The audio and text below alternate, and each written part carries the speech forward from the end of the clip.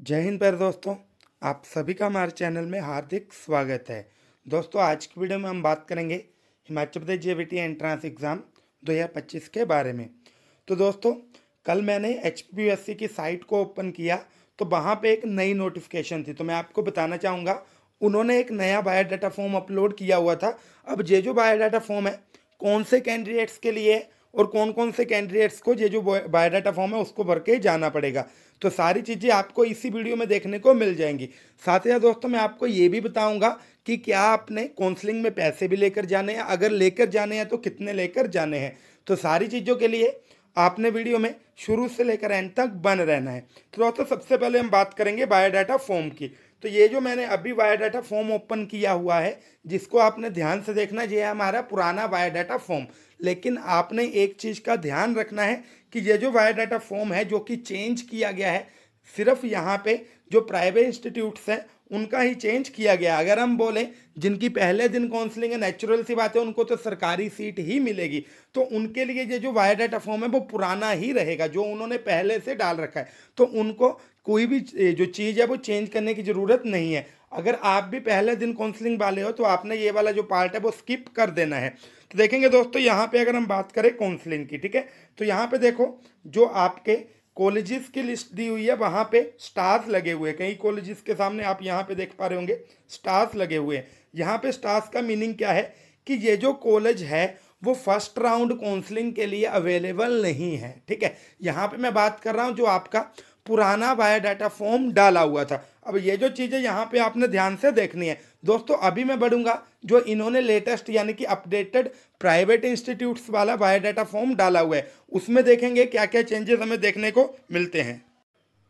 तो दोस्तों, अभी हमारे सामने जो अपडेटेड यानी कि नया बायोडाटा फॉर्म है वो आप देख पा रहे होंगे। ठीक है, यहाँ पे आपने देखना है सारी चीज़ें सेम है, कोई भी ऐसी जो डिटेल है वो एक्स्ट्रा नहीं पूछी हुई। लेकिन यहाँ पे देखेंगे जो आपके पहले स्टार्स जिन कॉलेजेस पे लगे हुए थे वो हट गए, यानी कि ये जो कॉलेज है ये भी आपके फर्स्ट राउंड काउंसलिंग के लिए अवेलेबल हो चुके हैं। अब यहाँ पे जो हमारा ये जो हमारा इंस्टीट्यूट नंबर 28 है, जो है अपना Bloom college of education Sundarnagar में है, जो यहाँ पे सिर्फ इसी पे स्टार लगे हुए, यानी कि ये वाला जो कॉलेज है वो आपका फर्स्ट राउंड काउंसलिंग के लिए अवेलेबल नहीं होगा। इसके अलावा दोस्तों, जो आपका कुल्लू वाला रामेश्वरी कॉलेज है वहाँ पे आपने देख लेना है। यहाँ पे बोला गया है इसकी जो फर्दर इंफॉर्मेशन है आपको जो भी हिमाचल प्रदेश हाई कोर्ट की वेडिक्ट आएगी उसी के अकॉर्डिंग चलेगी। ठीक है, तो यहाँ पे सारी चीज़ आपको देखने को मिल जाएगी। यहाँ पे देखेंगे बाकी सारी चीज़ें सेम है, तो आपने घबराना नहीं है। एक बार मैं आपको पुनः बता दूं कि आपने कौन कौन से डॉक्यूमेंट्स को लेके जाना है, चाहे सरकारी हो या फिर प्राइवेट हो। देखेंगे सबसे पहले आपने अपना आधार कार्ड लगाना है। ये तो आपको पता ही है, जो बायोडाटा फॉर्म है यानी कि काउंसलिंग फॉर्म है वो तो भरना ही है। ठीक है, उसके साथ क्या क्या अटैच करना है, सबसे पहले दोस्तों आपने अपना आधार कार्ड अटैच करना है। आफ्टर दैट जो आपका हिमाचली बोनाफाइड है वो अटैच कर देना है। आफ्टर दैट दोस्तों आपने जो आपका 10th का सर्टिफिकेट है यानी कि मार्कशीट है वो करनी है।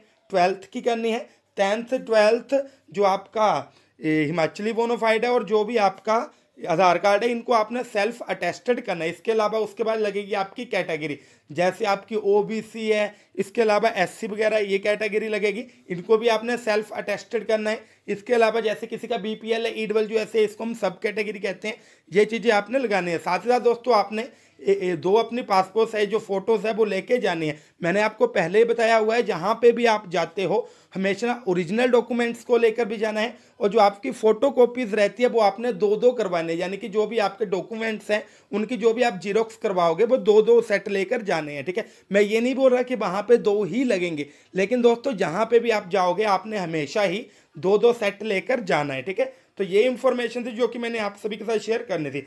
अभी देखेंगे दोस्तों, अगला क्वेश्चन हमारे सामने आ रहा है कि क्या हमने भाई फीस भी लेकर जानी है, कितने पैसे हमने लेकर जाने हैं।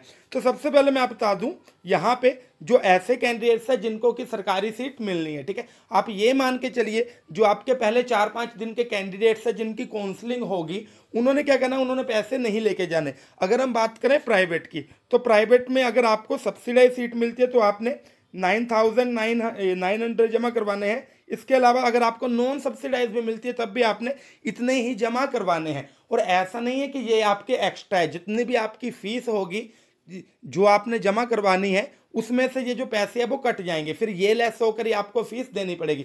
मैं आपको बताना चाहूँगा, ये जो आपके पैसे जमा हो रहे हैं ये आपकी सीट कंफर्म करने के लिए होते हैं कि हाँ भाई इस कॉलेज की ये वाली सीट जो है वो कंफर्म हो गई है। ऐसे कॉलेज को भी आसानी रहती है और बोर्ड वालों को भी आगे काउंसलिंग का राउंड करने में आसानी रहती है। इसके अलावा दोस्तों आप सभी को मेरी तरफ से काउंसलिंग के लिए ऑल द वेरी बेस्ट। कोई ऐसा कैंडिडेट है जिसकी फर्स्ट राउंड में काउंसलिंग है, यानी कि पहले दिन काउंसलिंग है, उसने क्या करना है, मुझे मेरा व्हाट्सएप नंबर है, मैसेज कर देना है 8219699057, ठीक है। इसके अलावा दोस्तों आपने जो माहौल है उसकी मुझे वीडियो भी बना के भेजनी है पहले दिन की, और ये भी बताना है कि कितने कर बच्चे आए और कितने एब्सेंट आपको लग रहे थे, ठीक है।